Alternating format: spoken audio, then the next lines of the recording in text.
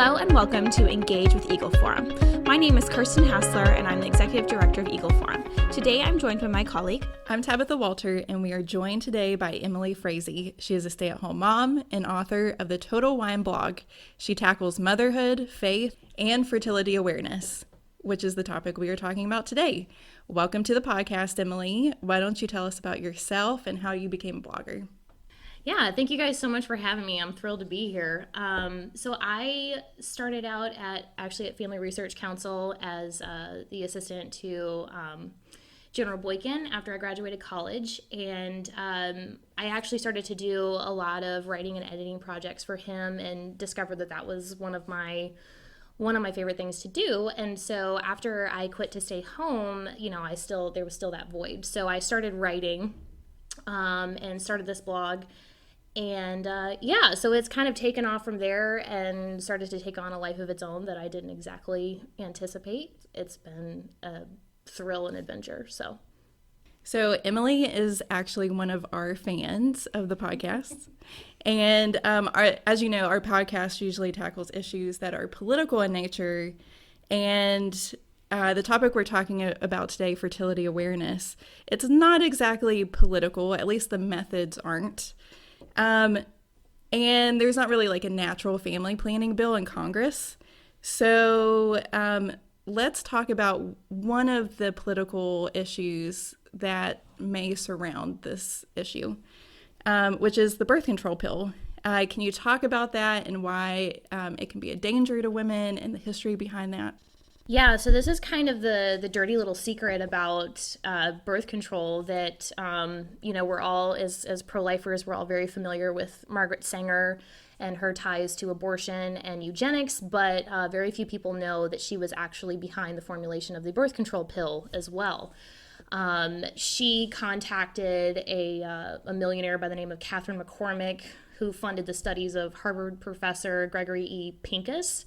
And he did some pretty shady things to formulate the birth control pill.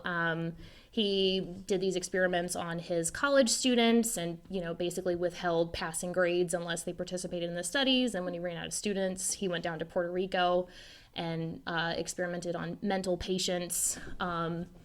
And all of the just absolutely nasty side effects that come with birth control, depression, anxiety, just to name a couple.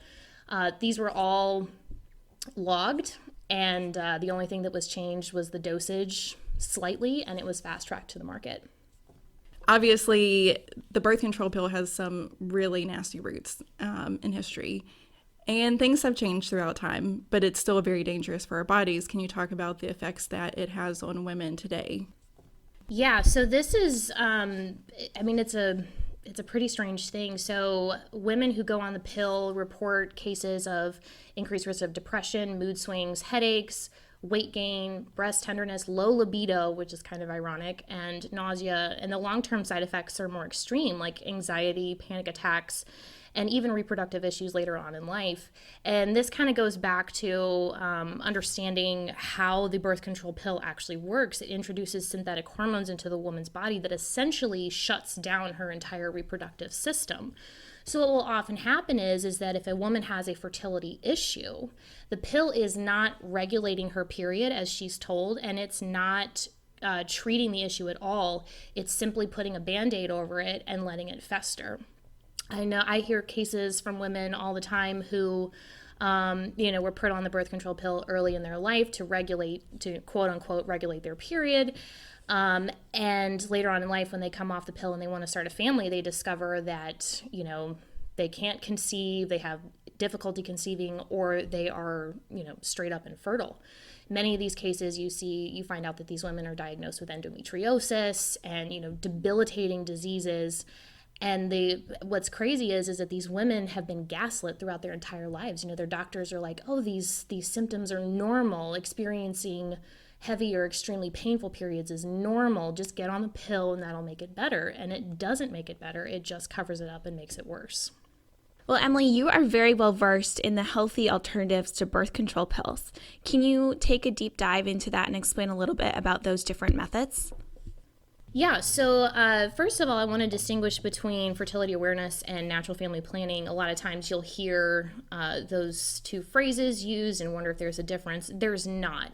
All methods of natural family planning are methods of fertility awareness.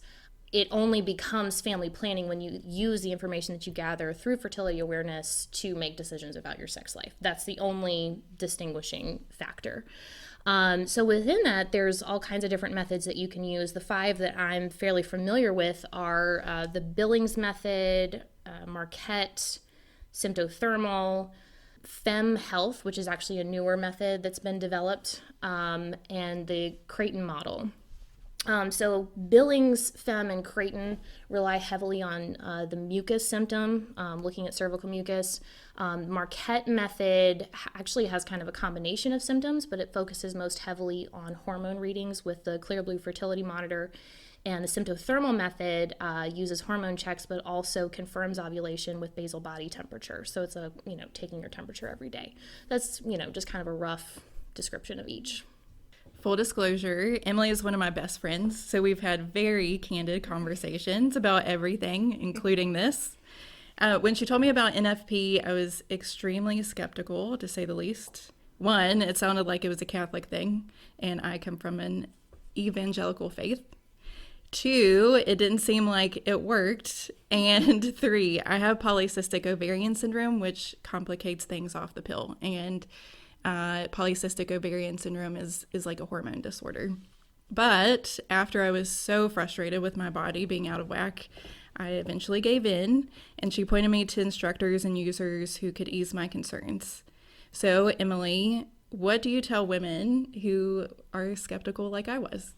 Yeah, so don't blame Tabitha, because I was the worst poster child for NFP effectiveness. I had 2 surprise babies within 3 years.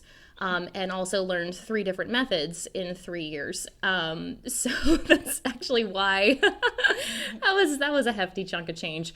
But that's actually why I speak about fertility awareness and NFP, because the way that I was taught it at the beginning, it was there was a lot of things that were lacking and a lot of holes, and so I just kind of wanted to start filling in those gaps. But I think the most important thing for me is when I hear people who are skeptical is first to just listen, because the skepticism isn't necessarily unfounded. And also to help people see that when you're talking about fertility awareness, you can't use the same rubrics as birth control, because it's not birth control. Birth control is very black and white. Either you get pregnant or you don't, right? But fertility awareness is very gray in that regard, because only one component of it is planning your family. It's so much more. It's about understanding how a woman's body works, working with it, understanding what fertility awareness can show us and teach us about just our overall health. So it's just one small component. I would say in my case that fertility awareness was actually successful, even though we didn't plan our family, because I can tell you exactly how they got here. I know exactly how I got my babies. But yeah, so that's kind of where I start with people, and then, listening to their story, sharing my experience, and then saying, okay, now what are you looking for? And then trying to direct them in the best area possible in terms of methods. So, Emily, you briefly touched on the benefits of knowing your body through fertility awareness methods. Can you expand a little bit about that? Yeah, so this is a great place to kind of highlight how this isn't really a religious thing, that it's something that's just basically pro-woman. You can, with fertility awareness, you can understand, just the basics of the menstrual cycle. The fact that women don't have 28-day cycles for the most part. The importance of ovulation as a sign of health. How important the length of your luteal phase is to both achieve and sustain a pregnancy. And then, through the cervical mucus observation, you can actually kind of they can point to even other hormonal issues. Like me, for example, because I had been charting, I had noticed a collection of symptoms and sent that to my Marquette instructor. And she said, hey, you need to go get your thyroid checked out. So it's all kind of linked together. And even for women with irregular cycles, you can start to understand why they're irregular. And you can start to treat it through, diet. if you need to do any kind of therapies for stress even, I mean, it's a holistic health practice, essentially. I think that's a really great point that you made, because I had no idea that we were able to learn so much about our fertility. And I think what happened for me is that I was researching, birth control methods while I was a legislative assistant on Capitol Hill, and I came to realize that the hormonal birth control that I had been prescribed was actually an abortifacient. It thinned the lining of my uterus so that in the chance I did get pregnant, my baby would not be able to attach to my uterine wall and survive. And I just felt like I had been lied to by my healthcare practitioners and by my OB, and I just didn't know where to turn to. And I had always thought that fertility awareness methods were just for Catholics, and I'm not Catholic. But how wrong I was. And, come to realize there's so many women, regardless of where you stand politically or where you stand in terms of your faith, this can be so beneficial for them. So I appreciate your knowledge in this subject and you're sharing it through your blog. Yeah, this is one of many reasons why I do what I do, is because, it's criminal the way that women have been lied to for years and told that, shutting down their entire reproductive system is freeing and liberating and, going to open up all of these doors. And like you said, you were lied to, you were not given the full picture. You were not told the truth. And I mean, how insulting. You think that I can't handle, not to, go all Jack Nicholson, but you think I can't handle the truth, I mean, and that's where the empowerment of fertility awareness really comes in, because it says, no, women are absolutely smart enough to read their bodies. They're absolutely strong enough to share that information with their partner and to have like a truly egalitarian relationship where you're sharing your fertility in that way. The more I learn about birth control, it is absolutely baffling to me that it can be hailed as, the most feminist and empowering thing in the world, because nothing harms women more than that mentality. So, and one of the ways that I was lied to as well was concerning my PCOS. Like I mentioned earlier, it's a hormonal disorder and it can look different for different people. Some of my symptoms included like acne, tiredness, weight gain, and irregular periods. I had been prescribed birth control at 14 years old and was on it for 16 years. And I decided to go off to have a baby. When I went off, my body just went crazy. And I knew that was a possibility, but getting it in check after 2 pregnancies was nearly impossible. I was prescribed birth control after my second pregnancy, and that didn't work anymore. My periods weren't being regulated. And then they prescribed me a higher dose. And at that point, I was very leery because it's a higher dose of hormones going into my body. And so I finally looked at Emily and said, is there anything dealing with natural family planning that tackles the PCOS issue? To me, it just seemed like methods were just for people who had regular periods. And that wasn't the case at all. She said, yeah, we have like a treasure trove of research on PCOS that I never knew about. And so she hooked me up with an instructor. She even introduced me to some women who have PCOS and who are practicing these methods successfully. And I got to know my own body, what could treat my hormones. I took supplements and figured that out to see what was the right combination. I was put on metformin, which some women may or may not need for PCOS. And now I have somewhat of a, quote, regular period, which I never thought I would have off of birth control. And that was such a relief for me because I know a lot of women struggle with these kind of issues, and it shouldn't only be masked by one option, which is birth control. There are several options for you out there. Yeah, I just want to highlight that, I thought about this the other day. Birth control is frankly antiquated, especially when you consider the scientific advancements that we're making with fertility awareness and understanding just how interconnected all of the systems of our body are. and how much we can read through the signs of our fertility. And I did just want to highlight, you mentioned going on birth control, Tabitha, when you were 14 years old. It can take up to 7 years for a girl's cycle to regulate after she starts in puberty. I only recently found that out, and I know that many young girls go on birth control because they have irregular cycles, and none of them are being told that that's totally normal. So, again, it's just, there's this covering up of the truth about the way that our bodies work and what's normal and what's actually not. So we could probably sit here and talk for hours about all these different methods and all the knowledge that you now know and pick your brain on X, Y, and Z. But if you were in an elevator, you were stuck with someone, what would you tell them about fertility awareness? And what would you like our listeners to know?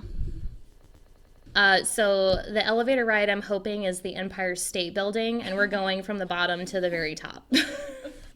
So I would tell this woman that, I understand your skepticism, but first of all, fertility awareness is no longer the rhythm method. Nobody practices that. The chart on your OBGYN's wall is giving you the statistics for perfect use for the pill and typical use for the rhythm method. I don't know a single human being who even knows how to use the rhythm method, much less actually, practices that. You are smart enough to learn your body. There is going to be a learning curve. You'll have to invest some money into it, and you will have to share it with your partner. But the benefits far outweigh the costs, which I can't really say for birth control. Every woman I've ever talked to who's gotten off of it, it's just, it's been a night and day difference. I highly encourage you to go check out my blog. I've got a tab up at the top of my homepage that says Real NFP Talk, and I list out a ton of resources, both my own blog posts. I have links to, articles about how the birth control pill works, about all of the different methods. I actually just published Q&As with instructors and users of the 5 different methods that I mentioned, so you can actually get a comparative analysis. In that article, you can also see what the effectiveness statistics are, both perfect use and typical use, and why it's important to know those 2 numbers for each method and for birth control and condoms. So yeah, check it. Be an advocate. Be brave to ask these questions. You can do it. You're strong enough to do it. Do not believe the lies that birth control tells you, that you're too stupid to figure out your body. You don't have the strength to, to regulate these things. You absolutely are strong enough and smart enough to do this. I think this is such an important issue, especially to teach young women. I'm kind of working backwards from this and peeling back the layers myself, and so is Kirsten. But how beneficial is it going to be for our women who are going to be future leaders and have families of their own, to teach them this at a young age? So we thank you so much for joining us today. And thank you for listening to this episode of Engage with Eagle Forum. Please be sure to subscribe to Engage and follow on Twitter, Facebook, and Instagram. From your house to the State House to the White House, this is Engage with Eagle Forum.